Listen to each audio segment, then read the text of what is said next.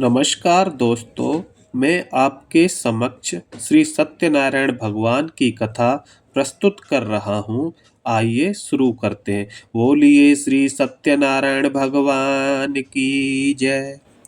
प्रथम अध्याय शुरू।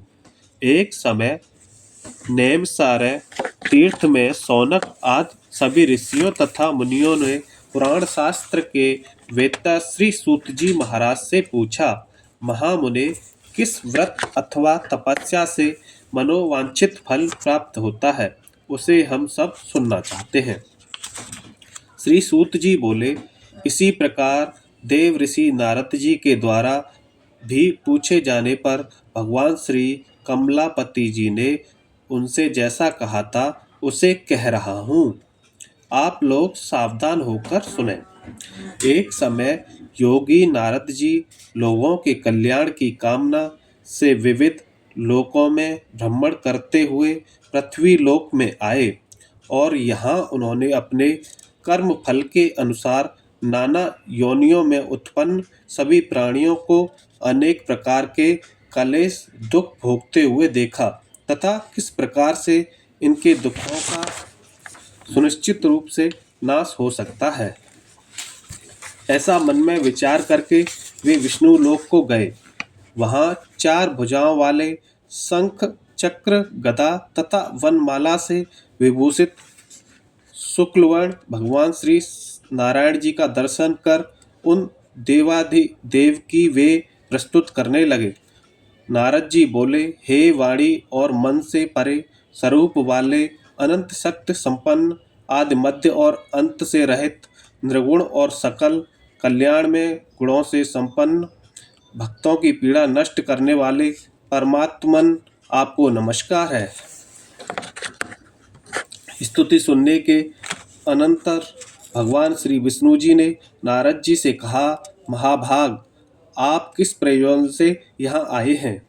आपके मन में क्या है?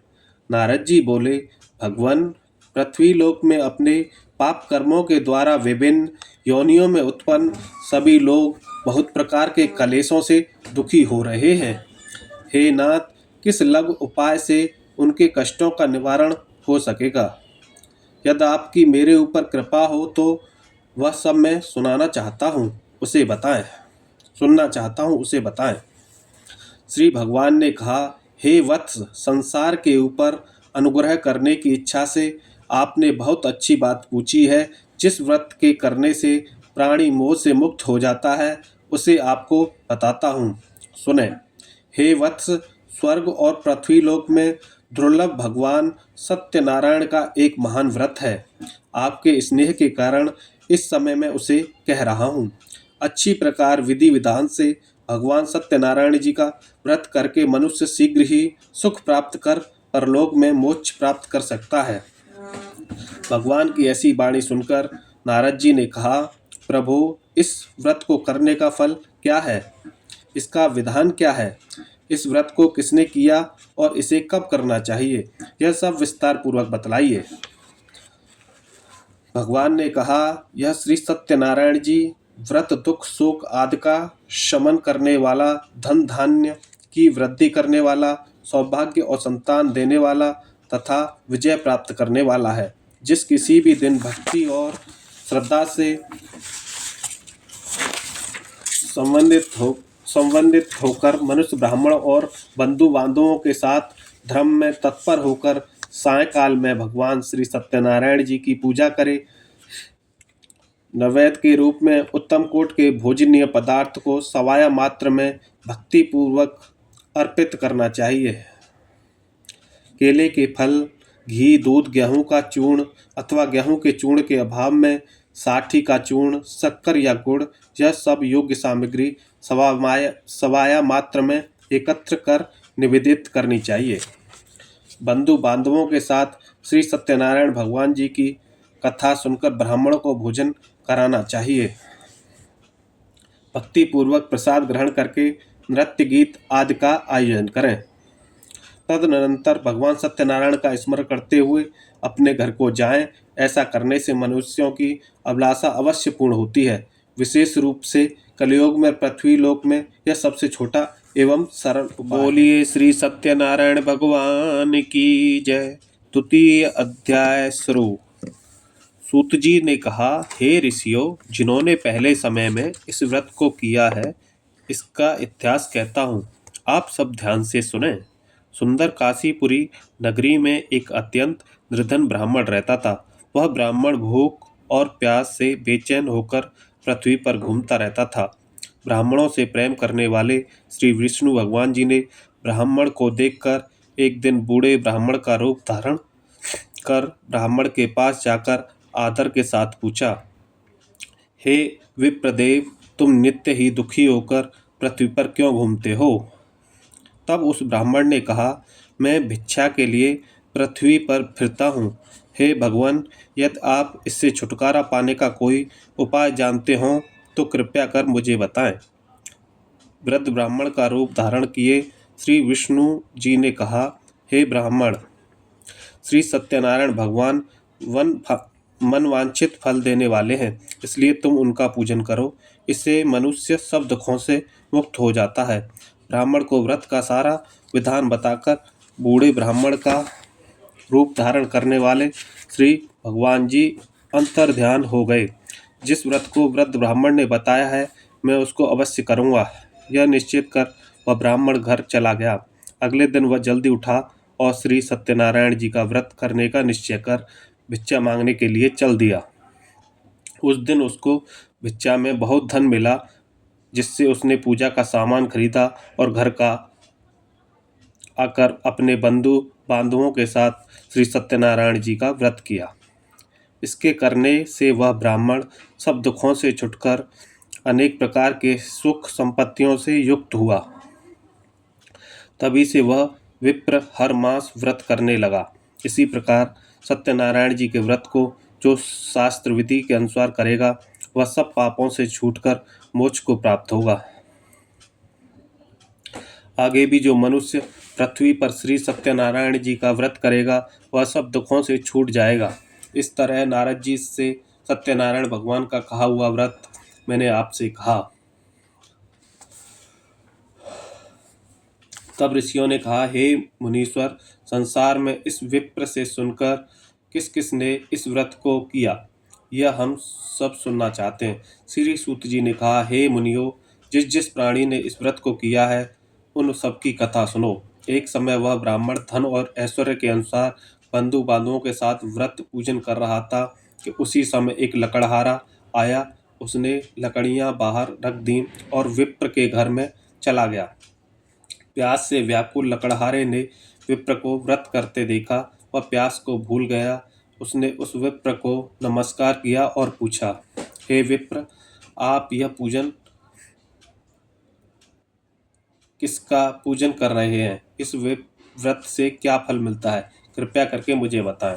ब्राह्मण ने कहा, सब मनोकामनाओं को पूरा करने वाला यह श्री सत्यनारायण जी का व्रत है। इसकी ही कृपा से मेरे यहाँ धन धान्य आदि की वृद्धि हुई है।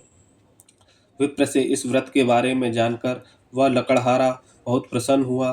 भगवान का चरणामृत ले और भोजन करने के बाद वह अपने घर को चला गया।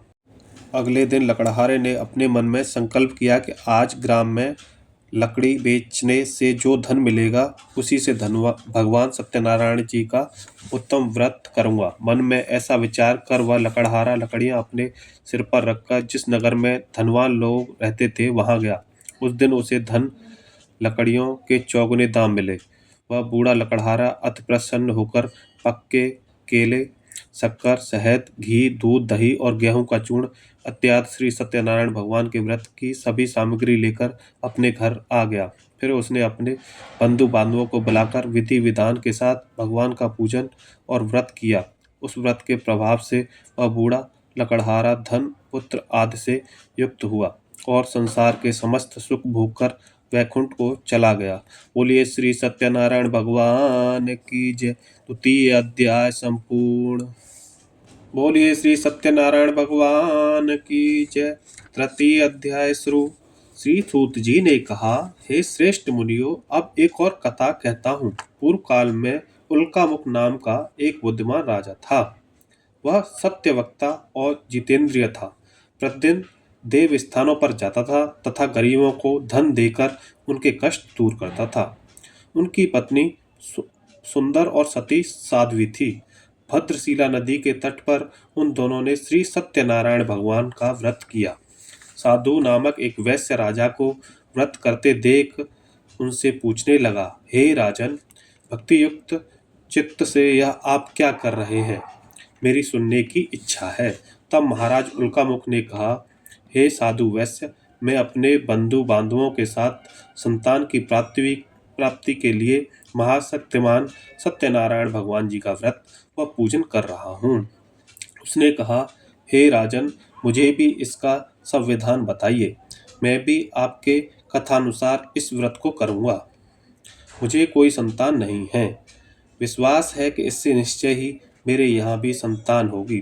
राजा से यह सब विधान सुन व्यापारी से निवृत्त हो वह वैश्य खुशी खुशी अपने घर आया।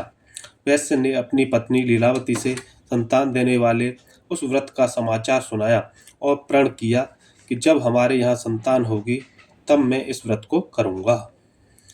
एक दिन उनकी पत्नी लीलावती सांसारिक धर्म में प्रवृत्त होकर गर्भवती हो गई।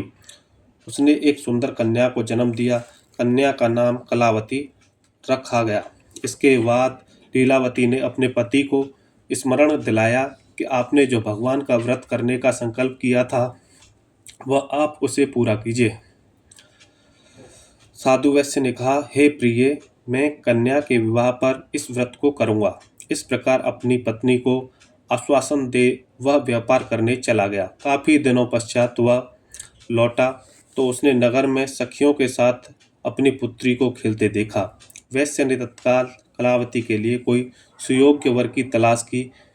कंचन नगर के एक सुयोग्य वाणिक पुत्र ने अपने बंधु बांधवों सहित प्रसन्नचित्त होकर अपनी पुत्री का विवाह उसके साथ कर दिया। वैश्य विवाह के समय भी सत्यनारायण भगवान का व्रत करना भूल गया। इस पर श्री सत्यनारायण भगवान की लीला हुई। अपने कार्य में कुशल साधु नामक वैश्य अपने जमाता सहित नाव को लेकर व्यापार करने के लिए समुद्र के समीप स्थित रत्नासारपुर नगर में गया। दोनों ससुर जमाई राजा चंद्रकेतु के नगर में व्यापार करने लगे। एक दिन भगवान सत्यनारायण जी की माया से प्रेरित एक चोर राजा का धन चुराकर भाग जा रहा था। राजा के दूतों को अपने पीछे आते देख चोर ने घबराकर राजा के धन को उनकी नाव में रखकर भाग गया, जहाँ ससुर जमाई थे। जब राजा के धन को उनकी नाव में रखा देखा तो पकड़कर राजा के समीप जाकर बोले, हम ये दो चोर पकड़कर लाए हैं, आप आज्ञा दें। राजा ने कारागार में डालने की आज्ञा दे दी। इस प्रकार राजा को आज्ञा से उनको कठिन कारावास में डाल दिया गया तथा उनका धन भी ले लिया। सत्यनारायण भगवान की लीला के अनुसार साधु वैश्य की पत्नी लीलावती व पुत्री कलावती भी घर पर बहुत दुखी हुई। उनके घर में रखा धन चोर ले गए। एक दिन शारीरिक व मानसिक पीड़ा तथा भूख प्यास से अति दुखित हो भोजन की चिंता में कलावती एक ब्राह्मण के घर गई। उसने श्री सत्यनारायण भगवान का व्रत होते देखा। उसने कथा सुनी तथा प्रसाद ग्रहण कर रात को घर आई। माता ने कलावती से पूछा, हे पुत्री, तू अब तक कहाँ रही? वह तेरे मन में क्या है? कलावती बोली, हे माता, मैंने श्री सत्यनारायण भगवान का व्रत होते देखा है। तब कलावती के वचन सुनकर लीलावती ने सत्यनारायण भगवान जी के पूजन की तैयारी की। उसने परिवार और बंधुओं सहित श्री सत्यनारायण भगवान जी का पूजन व व्रत किया और वह मांगा कि मेरे पति और दामाद शीघ्र ही घर लौट आएं। साथ ही प्रार्थना की कि हम सबका अपराध क्षमा करो। श्री सत्यनारायण भगवान जी इस व्रत से संतुष्ट हो गए। उन्होंने राजा चंद्रकेतु को स्वप्न में दर्शन देकर कहा, हे राजन, जिन दोनों वैश्यों को तुमने बंदी बना रखा है वे निर्दोष हैं, उन्हें प्रातः ही छोड़ देना। राजा से वचन कहकर भगवान अंतर्ध्यान हो गए। प्रातः काल राजा चंद्रकेतु ने सभा में सबको अपना स्वप्न सुनाया और सैनिकों को आज्ञा दी कि दोनों वणिक पुत्रों को कैद से मुक्त कर सभा में लाया जाए। दोनों ने आते ही राजा को प्रणाम किया। राजा ने उनसे कहा, हे महानुभावों, तुम्हें भाविवश ऐसा कठिन दुख प्राप्त हुआ है। अब तुम्हें कोई भय नहीं है, तुम मुक्त हो। ऐसा कहकर राजा ने उनको नए नए वस्त्र भूषण दिए तथा उनका जितना धन लिया था उससे दूना लौटाकर आदर आदर से विदा किया। दोनों वैश्य अपने घर को चल दिए। बोलिए श्री सत्यनारायण भगवान की जय। तृतीय अध्याय संपूर्ण। बोलिए श्री सत्यनारायण भगवान की जय। चतुर्थ अध्याय शुरू। श्री सूत जी ने कहा, वैश्य और उसके जमाई ने मंगलाचार करके यात्रा आरंभ की और उस अपने नगर की ओर चल पड़े। उनके थोड़ी दूर आगे बढ़ने पर दंडी वेशधारी श्री भगवान जी ने उससे पूछा, हे वैश्य, तेरी नाम में क्या है? अभिमानी वणिक हंसता हुआ बोला, हे दंडी, आप क्यों पूछते हैं? क्या धन लेने की इच्छा है? मेरी नाम में तो बेल और पत्ते भरे हैं। वैश्य का कठोर वचन सुनकर दंडी रूप में भगवान जी ने कहा, तुम्हारा वचन सत्य हो। ऐसा कहकर वे वहां से कुछ दूर जाकर समुद्र के किनारे बैठ गए। दंडी महाराज के जाने के पश्चात वैश्य ने नित्य क्रिया से निवृत्त होने के बाद नाव को ऊंची उठी देखकर अचंबा किया तथा नाव में बेल पत्ते आदि देखकर मूर्छित हो जमीन पर गिर पड़ा। होश आने पर अत्यंत शोक प्रकट करने लगा। तब उसके जमाता ने कहा, आप शोक न करें, यह दंडी महाराज का श्राप है, अतः उनकी शरण में ही चलना चाहिए, तभी हमारी मनोकामना पूरी होगी। जमाता के वचन सुनकर दंडी महाराज के पास पहुंचा और भक्ति भाव से प्रणाम करके बोला, मैंने जो आपसे असत्य वचन कहे थे उसके लिए मुझे क्षमा करें। ऐसा कहकर वैश्य रोने लगा। तब दंडी भगवान बोले, हे वणिक पुत्र, मेरी आज्ञा से तुझे बार बार दुख प्राप्त हुआ है, तू मेरी पूजा से विमुख हुआ है। तब उसने कहा, हे भगवान, आपकी माया से ब्रह्मा आदि देवता भी आपके रूप को नहीं जान पाते, तब मैं अज्ञानी भला कैसे जान सकता हूँ? आप प्रसन्न हो जाइए, मैं अपनी सामर्थ्य के अनुसार आपकी पूजा करूँगा। मेरी रक्षा कीजिए और पहले के समान मेरी नौका को धन से भर दीजिए। उसके भक्ति युक्त वचन सुनकर भगवान जी प्रसन्न हो गए और उसकी इच्छानुसार कर वर देकर अंतर्ध्यान हो गए।